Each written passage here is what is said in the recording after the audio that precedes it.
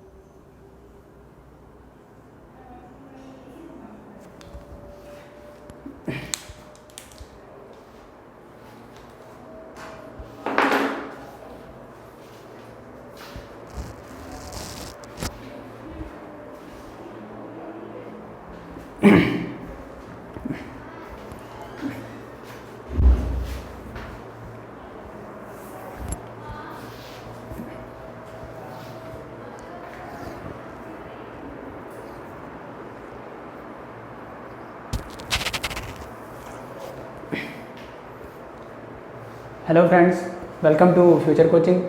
तो आज हम लोग शुरू करने जा रहे हैं क्लास 12 का एक चैप्टर जिसका नाम है ह्यूमन रिप्रोडक्शन। देखिए, सबसे पहले इसमें हम लोग ये पढ़ेंगे कि कौन कौन से स्टेप्स हैं जो ह्यूमन रिप्रोडक्शन में इन्वॉल्व हैं। ठीक है, तो steps involve in human reproduction. देखिए, एक चीज़ आपको तो पता है कि ह्यूमन जो हैं वो सेक्सुअली रिप्रोड्यूसिंग ऑर्गेनिजम्स हैं। ठीक है, तो कौन कौन से स्टेप होते हैं। सबसे पहले क्या होगा आपका, देखिए सबसे पहले होगा गैमेट फॉर्मेशन। गैमेट फॉर्मेशन, ठीक है। गैमेट फॉर्मेशन यानी देखा, अगर आप मेल की बात करेंगे तो मेल में क्या बनेगा, मेल में बनेगा स्पर्म, और फीमेल में क्या बनेगा, फीमेल में क्या बनेगा, ओवम। ठीक है, या ओवोसाइट्स बोल सकते हैं आप। तो सबसे पहले गैमेट फॉर्मेशन होगा, उसके बाद क्या होगा, इंसेमिनेशन। इंसेमिनेशन में क्या होगा, देखिए क्या कहते हैं, इंसेमिनेशन का मतलब होता है कि जो आपका ये बना है, मेल गैमेट बना है, उसका ट्रांसफ़र, मेल गैमेट जो होगा वो फीमेल के बॉडी के अंदर जाएगा भी तो स्पर्म का ट्रांसफ़र, ठीक है, फीमेल बॉडी तक। फिर जब ट्रांसफ़र हो जाएगा तो क्या होगा, उसके बाद आपका इंसेमिनेशन के बाद क्या होगा, सिंगैमी होगा। सिंगैमी क्या होता है आपका, सिंगैमी होता है मेल गैमेट और फीमेल गैमेट का फ्यूज़न। ठीक है, कई लोग फर्टिलाइजेशन भी बोल सकते हैं ऐसे आप। उसके बाद क्या होगा, जाइगोट फॉर्मेशन होगा या नहीं होगा, जाइगोट फॉर्मेशन होगा। जाइगोट फॉर्मेशन के बाद क्या होगा, एम्ब्रियोजेनेसिस, यानी एम्ब्रियो बनेगा, एम्ब्रियोजेनेसिस। ठीक है, एम्ब्रियो बनने के बाद क्या होगा, इम्प्लांटेशन होगा। इम्प्लांटेशन क्या होता है, देखिए जो हमारी फीमेल की बॉडी होती है उसमें क्या होता है, यूटेरस होता है। तो यूटेरस की जो वॉल होती है उस पर एम्ब्रियो का इम्बीडेड हो जाना, धंस जाना। ठीक है, क्योंकि एम्ब्रियो को डेवलप होना है भैया। देखो ऐसा है, जब बच्चा पेट से निकलता है तो डेवलप तो होता ही है, हाथ पैर नाक कान होते ही हैं उसके, आपने देखा होगा, नॉर्मल सी बात है। ठीक है, तो अब क्या है, एम्ब्रियो जो है डेवलप होगा। डेवलप कैसे, कौन सा न्यूट्रिशन चाहिए, तो न्यूट्रिशन उसे इम्प्लांटेशन प्रोसेस से मिलेगा। यानी जो यूटेरस की बॉल होती है, जो थिक लाइनिंग वाली ब्लीडिंग वाली जो बॉल होती है जिसमें न्यूट्रिशन ब्लड वगैरह सब कुछ होते हैं, उसमें एम्ब्रियो इम्बीड हो जाएगा, धंस जाएगा। ठीक है, उससे वो न्यूट्रिशन गेन करेगा। इम्प्लांटेशन के बाद क्या होगा, जेस्टेशन। ठीक है, जेस्टेशन क्या होता है, टाइम पीरियड। ठीक है, हम लोग कहते नहीं है 9 महीने बाद खुशखबरी मिलेगी, तो वही जेस्टेशन हो गया। जेस्टेशन के बाद क्या होगा, पास्चुराइजेशन तुम्हारा। ठीक है, पास्चुराइजेशन से पे ख़त्म हो जाएगी ये सीरीज़ तुम्हारी। यानी क्या क्या स्टेप में हमारे इन्वॉल्व हुए, सबसे पहले गैमेट फॉर्मेशन हुआ। ठीक है, मेल के अंदर स्पर्म, फीमेल के अंदर ओवम। फिर इंसेमिनेशन हुआ, यानी मेल का जो स्पर्म है वो फीमेल की बॉडी के अंदर गया। फिर सिंगैमी हुआ, यानी मेल का गैमेट और फीमेल का गैमेट फ्यूज़ हो गया, मर्ज हो गया। मर्ज करके उन्होंने क्या बनाया, जाइगोट बनाया, जाइगोट फॉर्मेशन हो गया। जाइगोट फॉर्मेशन के बाद क्या हुआ, एम्ब्रियो बना। ठीक है, एम्ब्रियोजेनेसिस। क्योंकि जाइगोट क्या करता है, जाइगोट एक सिंगल सेल है, ये ध्यान रखिएगा, जाइगोट एक सिंगल सेल है, हालांकि 2 सेल से बना है। ठीक है, जाइगोट 2 सेल से बना है, एक डिप्लॉयड है, पहली बात तो डिप्लॉयड है, 2n है। ठीक है, तो 2 सेल से बना है और फिर डिवाइड करता है कई सारे पार्ट्स में, उससे क्या बनता है, एम्ब्रियो। एम्ब्रियो बन गया, एम्ब्रियो को चाहिए न्यूट्रिशन डेवलपमेंट के होने के लिए, फोएटस बनता है। फोएटस कब कहते हैं हम लोग, जब बच्चे के हम लोग हाथ पैर different parts of body recognize कर सकते हैं तो हम लोग क्या कहते हैं कि फोटस बन गया, ठीक है। फिर एम्ब्रियोजेनेसिस के बाद क्या हुआ, इम्प्लांटेशन, उसे न्यूट्रिशन वगैरह प्रोवाइड उसने अपने आप को प्रोवाइड कराई, ठीक है। उसके बाद जेस्टेशन यानी टाइम पीरियड, कितना टाइम पीरियड है जो बच्चा डेवलप हो रहा है, कितनी देर माँ के पेट में रहता है, उस जेस्टेशन बोल देंगे। उसके बाद जब बच्चा डिलीवर होगा उसे बोल देंगे पेस्चुराइजेशन, ठीक है। तो इतने आपके जो हैं ये स्टेप्स इन्वॉल्व हैं ह्यूमन रिप्रोडक्शन में, ठीक है। नोट करिए इसे या स्क्रीनशॉट ले लीजिए। अब देखिए हमें पता है कि ह्यूमन में एक मेल होता है एक फीमेल, तो मेल वाला जो है उसके रिप्रोडक्टिव सिस्टम कैसे बनता है, उसमें क्या क्या चीज़ें हैं। तो पहली चीज़ क्या है आपके पास, इसमें टेस्टिस होता है। दूसरा क्या है आपके पास, एक्सेसरी ग्लैंड्स, ठीक है। तीसरी चीज़ आपके पास क्या है, एक्सेसरी डक्ट्स, ठीक है। चौथी चीज़ आपके पास क्या है देखिए टेस्टिस हो गया, एक्सेसरी ग्लैंड्स हो गया, एक्सटर्नल डक्ट्स हो गया। अब जो स्पर्म बनता है उसको पहुंचाने के लिए भी तो कुछ चाहिए, तो उसके लिए क्या होता है, एक्सटर्नल जेनिटालिया, ठीक है। ये आपके पास इतनी चीज़ें हैं, 4 चीज़ें हैं किसमें, मेल रिप्रोडक्टिव सिस्टम में। देखिए जब आप लोग क्लास 10th में होंगे तो आपने पढ़ा होगा ग्लैंड्स 2 टाइप के आपने पढ़े होंगे। एक आपने पढ़ा होगा सेमिनल विस्कल, दूसरा आपने पढ़ा होगा प्रोस्टेट ग्लैंड, ठीक है। यहाँ पे एक ग्लैंड और बढ़ जाएगा आपका, कौन सा, बल्बो यूरेथ्रल ग्लैंड, ठीक है। यानी आपके 3 टाइप के ग्लैंड हो गए, एक सेमिनल विस्कल, ठीक है, और दूसरा प्रोस्टेट ग्लैंड, प्रोस्टेट, ठीक है, प्रोस्टेट ग्लैंड, तीसरा बल्बो यूरेथ्रल ग्लैंड, ठीक है। तो ये 3 ग्लैंड है। डक्ट्स में आपकी कौन होंगी, आपने देखो 10th में क्या क्या पढ़ी होंगी, एक पढ़ा होगा वास डिफरेंस, यहाँ पे आपको एक थोड़ी सी चेंज करनी है, वास क्या करना है वासा, और डिफरेंस क्या करना है एफेरेंटिया, ठीक है। और आप क्या, एक आपके पास डक्ट होगी रेटेटेस्टिस। अभी इन सब का यूज़ बताऊँगा मैं, ठीक है अभी इन सब का यूज़ बताऊँगा। एक आपने और पढ़ी होगी पहले से ही, एपिडिडाइमिस, ठीक।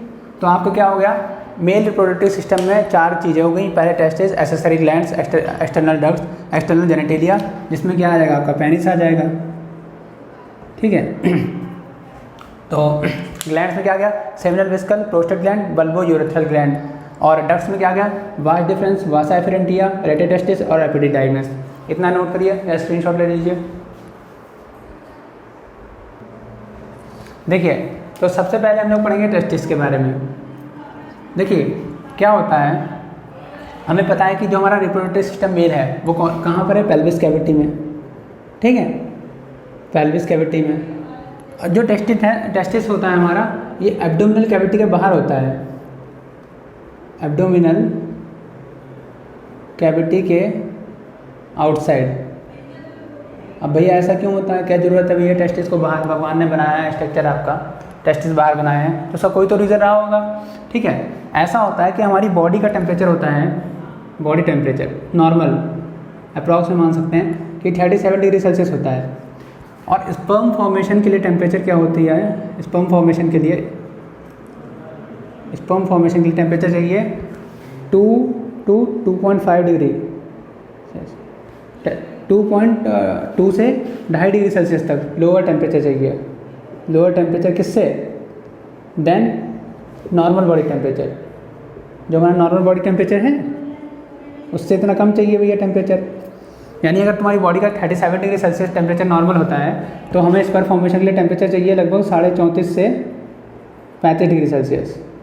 तो इस टेम्परेचर को मेंटेन करने के लिए, ठीक है, इसको टेस्टिस को बाहर एब्डोमिनल कैविटी के आउटसाइड एक सैक लाइक स्ट्रक्चर, सैक में होता है, यानी बैग लाइक स्ट्रक्चर है आपका, बैग लाइक स्ट्रक्चर, इसे बोलते हैं हम लोग स्क्रोटम, ठीक है। ये स्क्रोटम में मिलेगा आपको, इसीलिए टेस्टिस स्क्रोटम क्या करता है, टेस्टिस का टेम्परेचर मेंटेन रखता है जिससे कि स्पर्म बन सके।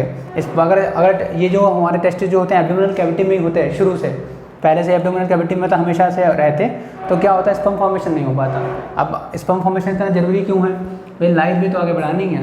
और आपने देखा होगा बच्चे आजकल लोग हैं वो बच्चे गोद तक नहीं लेते हैं, वो कहते हैं हमें अपना खून चाहिए, अपने वंशज आगे बढ़ाना है। तो लोगों के अंदर सोच है। वैसे भी कहते हैं गोद तभी लोग क्योंकि गोद वाले बच्चे भी तो किसी ने पैदा ही किए हैं, तो उनको पैदा करने के लिए स्पर्म की ज़रूरत है, स्पर्म फॉर्मेशन के लिए नीड है। तो इसीलिए टेस्टिस का ज़रूरी है कि एब्डोमिनल कैविटी के बाहर हो ताकि टेम्परेचर मेंटेन हो पाए और क्या हो, स्पर्म फॉर्मेशन हो और आगे हम लोग की जो है स्पीसीज वगैरह बढ़ पाए।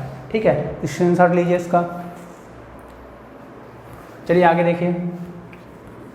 अब क्या है इसमें, अब देखिए, अब आपको एक बहुत बढ़िया चीज़ बताते हैं। जब ये टेस्टिस बने थे, यानी जब आप पैदा हुए थे या जब आप माँ के अपने पेट में थे, ठीक है, तो क्या टेस्टिस हमेशा से ही बॉडी के आउटसाइड थे? नहीं भैया, ऐसा नहीं होता।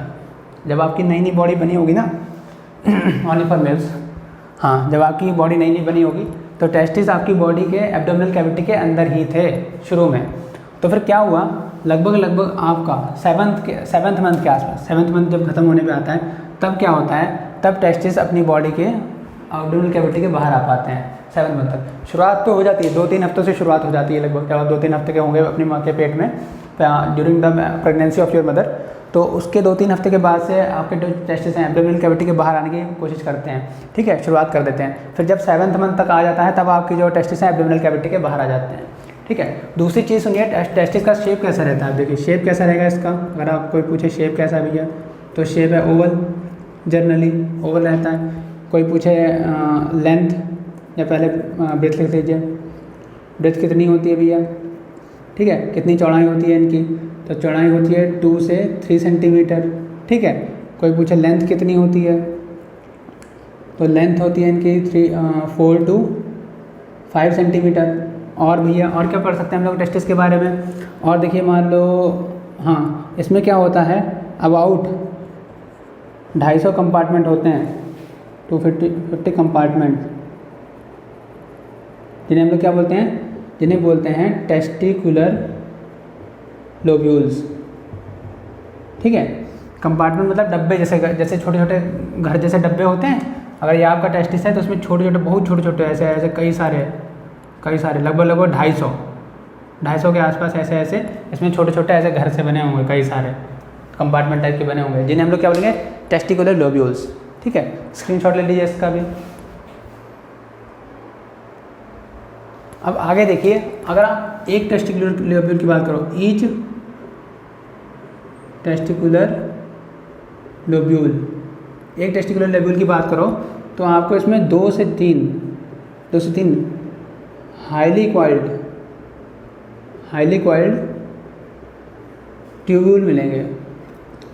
देखो ट्यूब होता है, ट्यूब थोड़ी चौड़ी होती है, ट्यूबूल हम लोग बड़ी यूज़ करते हैं जो बहुत ही पतली पतली पाइप होती है उसके लिए। ठीक है, तो 2 से 3 हाईली कॉइल्ड मतलब ऐसे घूमी, ठीक है, 2 से 3 हाईली कॉइल्ड ट्यूब्यूल मिलेंगे हर टेस्टिकुलर लोब्यूल में। हमने क्या बताया था कि एक टेस्टिस के अंदर लगभग 250 टेस्टिकुलर लोब्यूल होते हैं, कंपार्टमेंट होते हैं, जिन्हें हम टेस्टिकुलर लोब्यूल बोलते हैं। और हर टेस्टिकुलर लोब्यूल के अंदर 2 से 3 हाईली कॉइल्ड ट्यूब्यूल मिलेंगे, जिन्हें हम क्या बोलेंगे, सेमिनिफेरस ट्यूब्यूल। ठीक, जिन्हें हम क्या बोलेंगे, सेमिनिफेरस ट्यूब्यूल। अब ये भी क्या होता है, इसके अंदर क्या होता है, इनके अंदर भी सेल्स होते हैं, सेमिनिफेरस, इनमें क्या होते हैं, दे कंटेन्स सेल्स। कौन कौन से सेल्स होंगे भैया, एक तो मेल जर्म सेल होगा, मेल जर्म सेल, दूसरा कौन सा होगा, सर्टोलाई सेल। ठीक है, सर्टोलाई सेल, मेल जर्म सेल आपको पता है स्पर्मोजेनेटिया, ठीक है, वही जो स्पर्म बनाएगा आपका स्पर्म। ठीक है, अब ये क्या करेगा, स्पर्म फॉर्मेशन करेगा, आपका स्पर्म फॉर्मेशन में हेल्प करेगा। ठीक है, और दूसरा आपको क्या करेगा, ये सर्टोलाई सेल क्या करेगा, आपको न्यूट्रिशन प्रोवाइड कराएगा। हमने क्या पढ़ा कि टेस्टिस में क्या होता है, लगभग 250 टेस्टिकुलर लोब्यूल होते हैं। ठीक है, 250 टेस्टिकुलर लोब्यूल में से हर टेस्टिकुलर लोब्यूल के पास 2 से 3 हाईली कॉइल्ड ट्यूब्यूल होती हैं, जिन्हें हम लोग बोलते हैं सेमिनिफेरस ट्यूब्यूल। ठीक है, सेमिनिफेरस ट्यूब्यूल में हमें सेल्स मिलेंगे, इनकी लाइनिंग पर सेल्स मिलेंगे। जो ट्यूब्यूल्स होती हैं, ये ट्यूब्यूल्स हैं, तो इनकी लाइनिंग पे, ये जो लाइनिंग है, इन पर सेल्स मिलेंगे, यहाँ पे सेल्स मिलेंगे। और ये सेल कौन कौन से, एक आपका मेल जर्म सेल जो स्पर्म फॉर्मेशन में हेल्प करेगा, दूसरा सर्टोलाई सेल क्या करेगा, न्यूट्रिशन प्रोवाइड कराएगा। ठीक है, इतना आपका टेस्टिस का लगभग काफ़ी कुछ कवर हो गया है। लिख लीजिए। आगे देखिए, आगे हम लोग क्या पढ़ेंगे इसमें, यहाँ तक हम लोग ने पढ़ लिया है।